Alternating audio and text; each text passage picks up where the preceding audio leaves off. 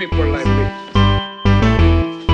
You need people like me so you can point your fingers and say, that's the bad guy. That's the bad guy.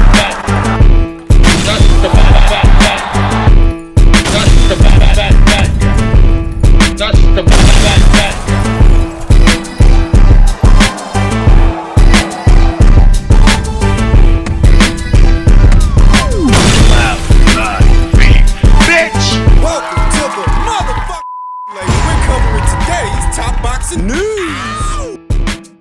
Okay, we'll start with this, a recent quote from reigning WBA Super Bantamweight champion Mayeli Flores, who says, "I'll make sure Ellie Scotney remembers this night forever. I'll put on a show. They delayed it, never realizing I don't break, I evolve." The fight was supposed to have originally gone down late last year on the undercard of Jake Paul versus Anthony Joshua, but I believe that Ellie Scotney suffered an injury in camp, and so the fight was postponed. Apparently, Mayeli doesn't believe that she was injured. She must not. The way she's talking, it's almost like she's implying they tried to get out of the fight by saying that they delayed it. I wouldn't be at all surprised if this turns out to be Ellie's hardest fight at Super Bantamweight, because Mayeli's not there to box. She's not there to win a points decision. She's there to beat you down, beat you up. Mayeli sort of has the same thing working for her that her countryman Emmanuel Navarrete has working for him. He's a brawler, she's a brawler. He's unorthodox, she's unorthodox. The would-be boxing hipsters would look at a fighter like Mayeli Flores and assume that she is just a simple pressure fighter, and maybe pressure fighting is easy to understand when you're just watching it, but in the ring, it's difficult to work around. A relentless opponent that you probably already hit with your best shot, and they won't stop coming. Bigger punchers than Ellie Scotney have landed their best punches on Mayeli Flores, and they couldn't keep her off. They couldn't keep her away. All they really could do was work around her, the few that did. So the task for Ellie Scotney is going to have to be staying on her toes, picking her punches, not staying in one spot for too long, bobbing and weaving under the sweeping hooks and looping shots from Mayeli Flores, who will be the noticeably shorter fighter of the two. So she's prone to throwing those punches, looping punches over the top against taller adversaries. The element of danger, a lot of the times we've seen a Mexican fighter, Mexicans in particular, travel to the United Kingdom to face a Brit. Usually the Mexican wins. At least that's the way it's been with the men. Maybe the women will have a little bit more luck. Ellie Scotney, in particular, she's got a live one in front of her. If Ellie Scotney wins, and I think she's going to, there's a strong possibility she moves up in weight after that. But if Mayeli wins, I don't see her moving up. I see her staying there, staying put. Reigning over this weight class as its undisputed champion. And as stated, I wouldn't be at all surprised if Mayeli Flores turned out to be Ellie's most difficult fight, because she's not there to play chess with Ellie, to feint, fence, and fiddle like some other fighters. Mayeli is not attempting to win a boxing match. She's trying to beat you up. Genius in that strategy is its simplicity. Now, sometimes it works, and sometimes it doesn't, but a lot of the time, it does make for a difficult night. So at minimum, I expect Mayeli to be one of the more difficult fights of Ellie Scotney's career so far, and we'll talk more about it as the fight date approaches. Over to the recent updates to the Ring IQ pound-for-pound list that would have undergone a lot of changes from when last we saw it, due to the retirement of Terrence Crawford, the ejection of Canelo Alvarez, Teofimo Lopez, Junto Nakatanyi, per the rules that govern it. No fighter absent of a world title or coming right off a loss is allowed to maintain a rank. The list is only for winners and only for champions, reigning champions that actually have a belt or belts they are defending. Usyk ranks at number 1 for the reasons that I've given you before. That is number 1. He is the most literal iteration of what a pound-for-pound fighter is supposed to be, most literal example of how skill can overcome size, because his entire heavyweight campaign, he's been outsized by his opponents, by Chisora, by Joshua, by Dubois, by Fury. Outsized. The relevance of that stems from the pound-for-pound conversation itself. Sugar Ray Robinson, often dubbed the father of the pound for pound, was thought of in his time as being a more skilled fighter than his heavyweight contemporaries who were actually more popular. But he was still thought of as being more skilled. So skilled that if he were the same size as those heavyweights, he would beat them. Except that Sugar never actually made it to the heavyweight division, but that is where the formula comes from. I see in modern times people try to repurpose it, redefine it, that if they were all the same size. It's not the conversation. It's not just if they were all the same size as each other, but the same size as a heavyweight. Emphasis on heavyweight because we know that in a real-life setting, the heavyweight, due to their sheer size, would beat a lot of these fighters. So it's important not to leave that part out. It's because of that part that Usyk is at number 1. Because Usyk, unlike every single one of these fighters, actually made it up to the heavyweight division, having moved up from cruiser. He's not a career heavyweight himself. Being there, he's often been outsized, facing opponents that were taller, longer, heavier. That is what pound for pound is all about, proving that your skills can overcome someone else's size. For every other fighter on the list, it's just a postulation, a thesis. It's figurative for Inoue, for Stevenson, for Haney. They're never actually going to face a heavyweight like Usyk did. They're never actually going to be outweighed by their opponent as many times as Usyk has. Shakur Stevenson just became a champion at 4th weight, recently stated that if what people want is for him to go up to 147, he's going to require a 10-pound rehydration cap from all of his opponents. This is the kind of minutia that these other fighters are all worried about that Usyk is not. Weight is a big sticking point for them, whereas for Usyk, he's regularly outsized by his opponents, and he still perseveres. He still wins. That's why he's number 1. For all these other fighters, pound for pound is just figurative. For him, it's literal. Inoue is at number 2. Inoue is a 4-weight world champion like Shakur Stevenson is a 4-weight world champion, but Inoue is also a 2-time undisputed champion, something that Shakur Stevenson is not. Inoue has taken more belts from more reigning champions than Shakur Stevenson has. By a lot. Approximately 7, arguably 8 world champions to Shakur Stevenson's 3. Inoue beat Adrian Hernandez for the WBC title at Lightfly, Omar Narvaez for the WBO at Superfly, Emmanuel Rodriguez for the IBF at Bantam, Nonito Donaire 2 times for the WBA and WBC titles at Bantam, Paul Butler for the WBO, Stephen Fulton for the unified titles, and Marlon Tapales to complete the set. Whereas Shakur, he beat Oscar Valdez, he beat Jamel Herring, and he more recently beat Teofimo Lopez, bringing the head count to just 3. So even if he is a 4-weight world champion like Inoue is a 4-weight world champion, Inouye's got him beat in a lot of other areas. Inoue's number 2, Shakur is number 3.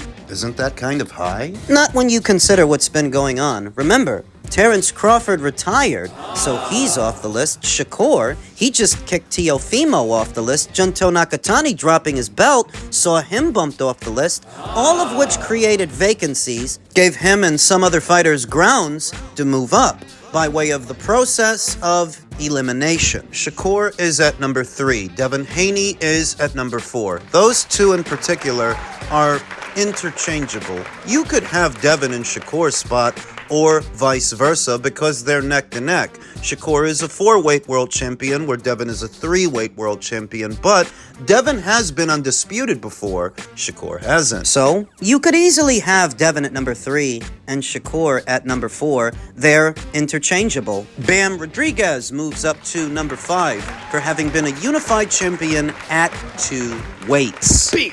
Coming off of consecutive victories over unbeaten champions Humalela Kafu and Fernando Puma Martinez, former undisputed champion Dmitry Bivol drops down to number 6. He used to be in the top 5, but having fought only once last year and taking the rest of it off to have back surgery, hurt his position and caused him to lose a bit of ground to these other fighters. He may have been undisputed, and that does count for something, but Usyk was undisputed, Ino is undisputed, Devin Haney's been undisputed. Separates them as those fighters have been champions at more weights than Bivol, so he drops down to number 6, still ahead of his old buddy, Zurdo Ramirez, who moves up to number 7, for having been a 2-weight world champion and beaten 3 champions in the process. Right behind him is his countryman, 3-weight world champion, Emmanuel Navarrete, ahead of his upcoming unification match with Sugar Munoz. If he wins, he may move ahead of Zurdo. A new entrant in 2-weight world champion Brandon Figueroa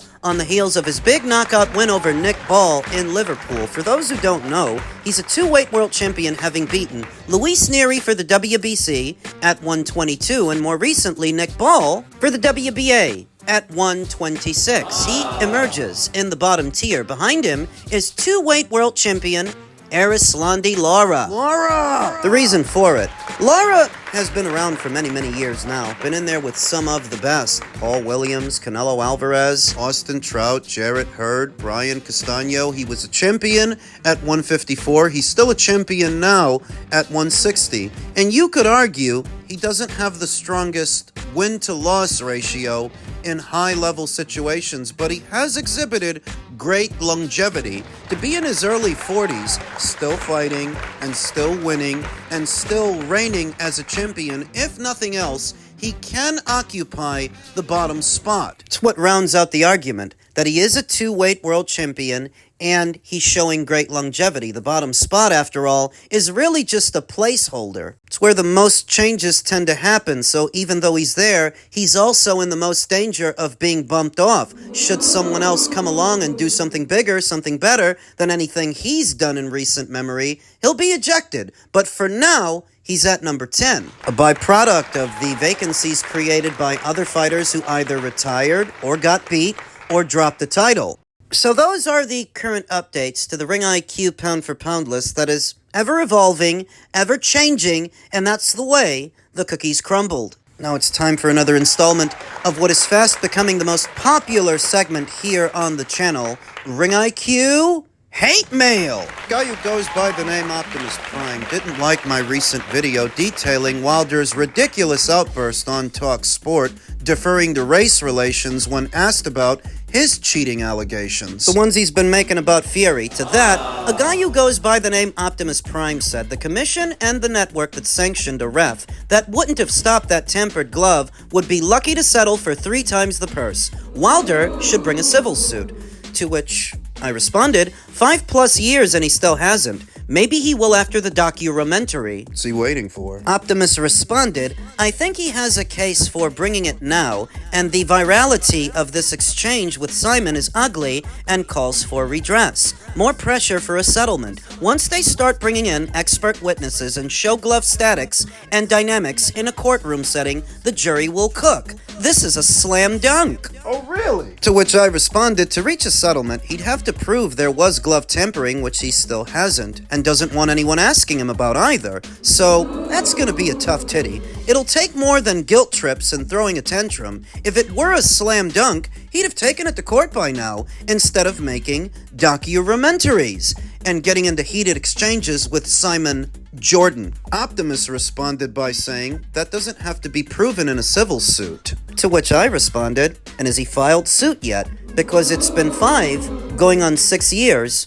and he still hasn't. Let's just get our cards on the table, gentlemen. Optimus, you wish this were a slam dunk. But if it were, I'm pretty sure he would have filed suit by now, and so would his management on his behalf, so that he can get compensation, have the loss overturned, have the WBC title returned to him, that if he had anything concrete, he would have done something about it by now. Common sense. Which is highly uncommon amongst Deontay Wilder's supporters, his fans, what remain of them, and this shared delusion that the only way Tyson Fury could have achieved a victory over him is by cheating. How many times in how many videos have content creators like me told guys like you that Wilder's no good? Wilder can't box. He's a one-trick pony. His resume sucks. His entire reputation as a knockout puncher is built on a padded record stuffed with fat cruiserweights and journeymen over the course of 7 years. Not what you would expect from an Olympian, a bronze medalist. But that is how protected Wilder was, so that as soon as he started fighting live opponents,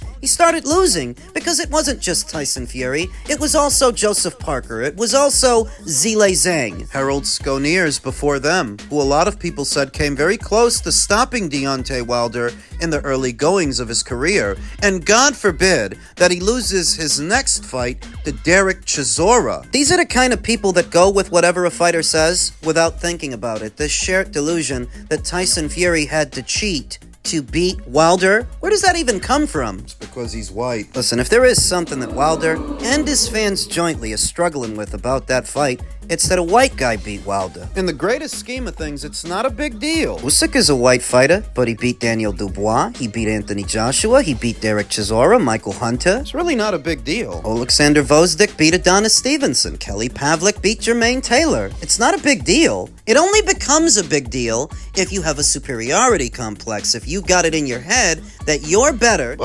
because of the color of your skin and the inferiority of theirs. That shared delusion is a little hard to propagate when Fury beats Wilder from pillar to post. How do you reconcile it? You accuse him of cheating without any proof, and a few dumb dullards online, they go with it just because they need something to latch onto, something to help them reconcile how you're supposed to be better just because, but Wilder just got his ass kicked by a white man. It's a fundamentally flawed purview that leaves these individuals often frustrated and fabricating their own facts, their own narratives. It's been 5 going on 6 years. If what Wilder's saying held any water, he would have took it to the courts by now. He would have filed suit by now. The reason he hasn't is because he ain't got no case. The accusation has no basis in reality. This is not a Looney Tunes cartoon where Fury's stuffing Acme anvils into his gloves. It isn't necessary to cheat to beat a limited fighter like Wilder. You drunk the Kool-Aid, now you're mad that there's not enough sugar in it, but I'm not in the business of pouring sugar on shit. Wilder sucks. He always sucked, and the only reason you guys gravitated towards him was because he was the only heavyweight America had. Scarcity creates value. Though just being American and having anything in common with you doesn't make him the best, it doesn't make him better by default. He was always the same limited fighter, and what happened to him was always gonna happen. It was only a matter of time. One-trick pony.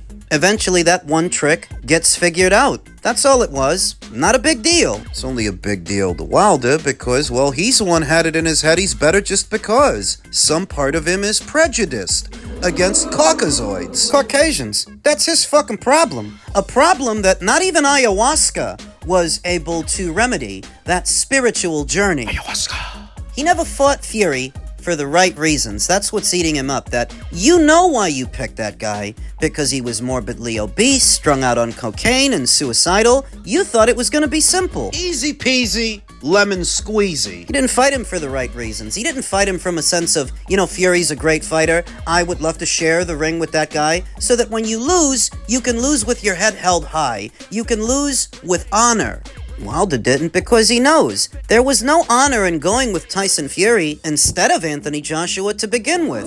You know why you picked that guy. And it blew up in your face. Now you can't deal. Neither can your fans. 5 going on 6 years later, still haven't gotten over it. You know what? I'm still making money from it.